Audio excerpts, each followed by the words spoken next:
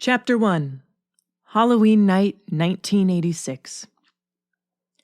The red, blue, and orange lights illuminate the night sky with brilliant colors as a solemn hush falls on the little community of Cache Hollow Road. The street is filled with preteen costumed children watching the police cars, ambulances, and emergency crews rush past them, sirens blaring and horns blowing as the vehicles race up the hill to the old house. Dracula, mummies, werewolves, princesses, magicians, and cartoon characters from all the latest popular cartoon shows stand watching as if the scene were a parade. Once the top of the hill is reached, the vehicles vanish, leaving behind a slow Doppler of noise and lights reminiscent of the aurora borealis overhead. If the sight were not tragic, it would be photo-worthy. But it is tragic, and lives are gone or changed forever. Hearts will be broken, and questions will go unanswered. The Hollow has seen many tragedies in its day, but tonight will mark an event that will not soon be forgotten. The legend will go on after people leave or pass on, becoming part of the great unknowns in the vast universe. This story will be told repeatedly, and with each telling, the tale will take on a life all its own. But for now, a night that was set aside for fun, games, and candy has been interrupted. The young people stand and whisper among themselves as parents pull their offspring away from the street, trying to shield their innocent eyes from what they know to be dangerous. But at the top of the hill it sits, the old house unmoving by what it witnessed. No emotion shown for the ones that suffered or the ones that died. It is said to be haunted, and that is something that will never be changed by human imagination. However, tonight's events would do nothing to contradict such assumptions. But there is one that bears silent witness to it all. The owl, sitting in the tree high above the house, sees everything from its vantage point. As its large eyes flash open and close, it watches unmoving as the paramedic tries in vain to resuscitate the woman lying on the front porch. The cause is obviously lost, but they do their best to save her.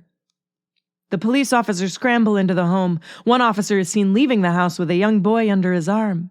The boy's body is pressed close to the officer's side. The officer's arm wrapped tight around the boy's back, his hand holding the young man's shoulder.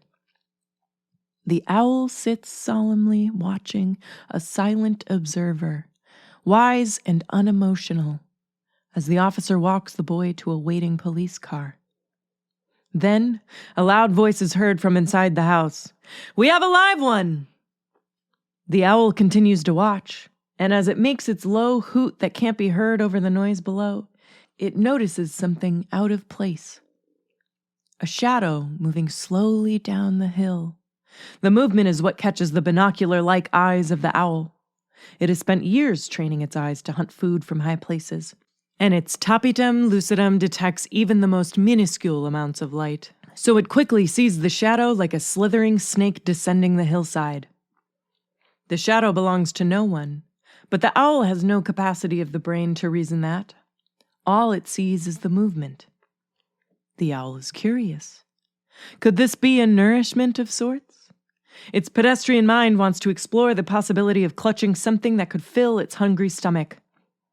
So out of a primal survival instinct, it spreads its wings and lifts off from the tree, and with a mighty thrust, its claws let loose of the branch. It seemed as though its large body would cast it to the ground, but a heavy, loud swath of feathers sent it climbing back into the air. The wind rushed over its bill, and its large eyes flashed as they got accustomed to the cold air blasting them as it speeds above the trees. The shadow it throws below sends every vermin into a panic as they race underbrush to find shelter. The owl slows its wings to let the atmosphere carry it past the onlookers, houses and homes, past the monsters and ghouls that still stand near the street. It sees the critters as they scurry from kids holding sacks of candy. Deadly snakes that go unnoticed only feet away from onlookers. It sees everything. The older man is out walking his dog. The same dog the owl takes delight in tormenting from across the street. It moves past Mosier Road as cars race underneath the bird at unsafe velocities. It continues to glide over a young couple rolling around in a small field, and then it crosses Cache Hollow Road, where it spots several rabbits and a couple of mice. Still, it ignores the creatures in lieu of finding the shadow. And from the height of the fowl, it sees nothing but the tops of trees and thick foliage. Even in late October, and with the trees that have fallen into hibernation, its view is skewed. The shadow is gone. And so the owl sails over the forest and into the black night sky, knowing that somewhere below, the hollow is about to bear witness to more tragedy, and something even more horrific than the hollow has ever seen. So, the owl lifts higher to find safer places to hunt. The pitiful life that hides beneath the trees that scavenges the grounds and only exists to survive pauses to get a drink from the dirty creek that flows the length of the hollow. It lifts its head once to see the owl. It knows owls. They can easily take a small dog from the ground. But he is no small dog. He watches as the owl disappears behind the shadows of the tree limbs, and then he places his tongue back into the cool water. The water feels good on his tongue. Life offers him so few pleasures, but this is one. The cool water to quench a thirst brought on by running the steep hills in search of anything that would keep his stomach from making noises. His ears twitch, and his head jerks upward like a deer sensing danger. The water running from his lower jaw pooled around his paws, and his ears twitched faster as they tuned into the threat that could be coming for him. The dog has never known the warmth of a house, the love of a child, or what it is like to depend on someone for nourishment. The dog was born not far from where it now stands, in the hills overlooking Cache Hollow. Its mother knew nothing of raising a pup. She was born the only female of 5 brothers and was the runt. The family that owned the paterfamilias did not want to keep a pack of dogs, so the rest, including his mother, were given away. She was given to a neighbor who lived just outside of the hollow. When the old woman died, the mother dog was forgotten, as relatives like vultures came to grab anything of value. However, the female dog was not listed in such a category. So without anyone wanting to add her to their responsibilities, she was left behind to fend for herself. The dog made a lucrative living running the streets of Cache Hollow looking for food and handouts, depending on the kindness of strangers, and, more often than not, received it. Then, she met the German Shepherd at the Sampson home. The wild-eyed shepherd was a beauty to behold, with dark black and gray fur, pointed ears, and an attentive gaze. He stood tall and proud. He was the alpha of the hollow, and he knew it. He was also not above attacking intruders.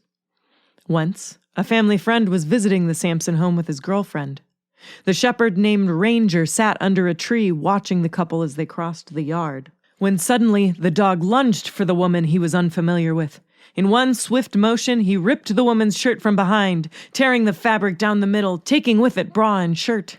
Ranger wound up hanging himself by wrapping the chain that held him to the running line around a tree. Still, before he died, Ranger was able to pass on its genes to the dog sitting near the creek not far from where Ranger had died. The dog's mother wondered about Cache Hollow. She met Ranger, and they bonded. The result was that she gave birth to a pack of nameless dogs. The last survivor stands by the creek. The rest are sisters. He is the only male, and shortly after birth, the mother promptly abandons her litter. For the past 3 years, the large gray and black dog has wandered Cache Hollow alone, digging in trash cans and occasionally coming across unguarded chicken coops. He has had to rely on instinct over training. He nearly died in the first weeks of his life, but out of the litter, he was the only survivor. He is a survivor. His nose is high in the air. It sniffs the breeze, smells the deer that forage not far up the road, and hears the commotion across the street and up the hill. There is nothing there that seems to be a threat to him, but there is something else. The hair on his neck begins to stand up. Only 2 things in this world motivate the animal: nourishment and procreation. He does not want to die, and he knows there are things out here that could quickly kill him. Still, he smells nor hears anything like that. So he lets his guard down and ducks his head back to the stream. The dog does not see the shadow that creeps over the water. He does not notice it as it draws closer to his lapping tongue. He continues to drink as the shadow slides beneath the animal's mouth as he laps and laps and laps. The cold water is refreshing. It quenches his thirst nicely. As he lifts his head, the shadow is gone.